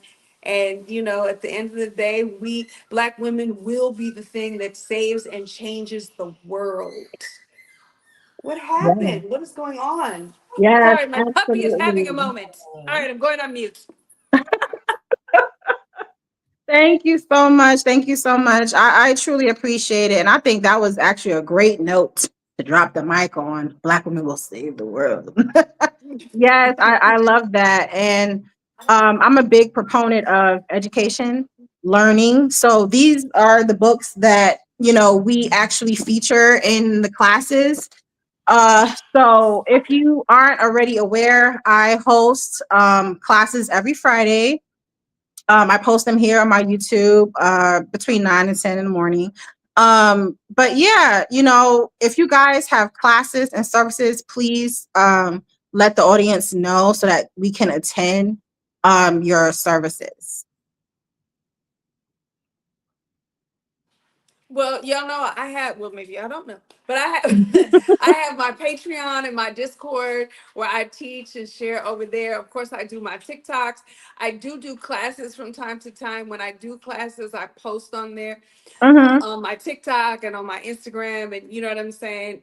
To kind of put it out that way for you to be able to access tickets. If you join my mailing list, then you'll always get my newsletter and be up to date on what I'm doing, where I'm going, what's going on. But, as a staple, my Patreon and my Discord Mm-hmm. is there, and I do a lot of teaching. My Discord is absolutely phenomenal. I'm not the only one there. I have my coven there. So several of my godchildren, my goddaughters are over there dealing with mental health, dealing with conjure and ancestral veneration, dealing with holistic health and like all of the things. So that is another place that you can find me. And and you can follow me on TikTok. Beautiful, beautiful. Yeah. Danielle?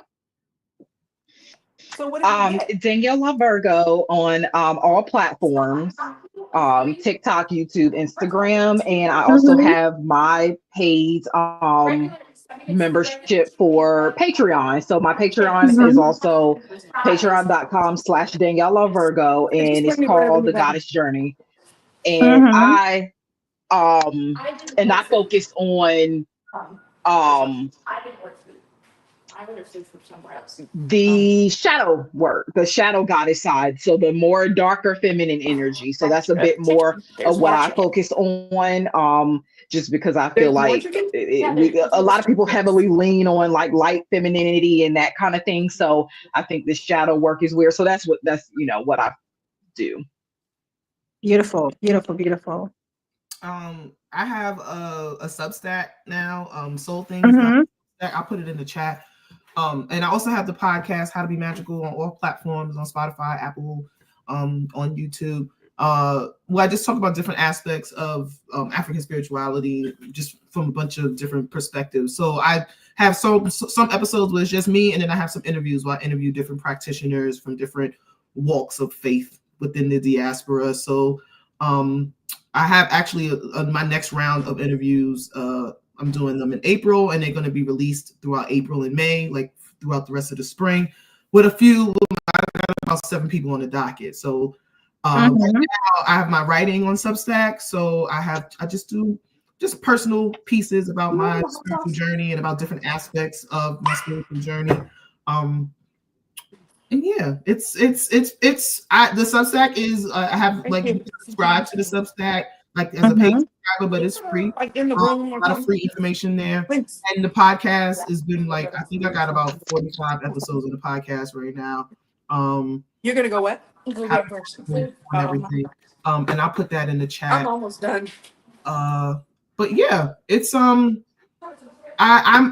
like just like what Voodoo Bae said, like, listen, it's not about following me. It's about developing your own spiritual practice. It's about developing your own spiritual mind. It's about Mhm.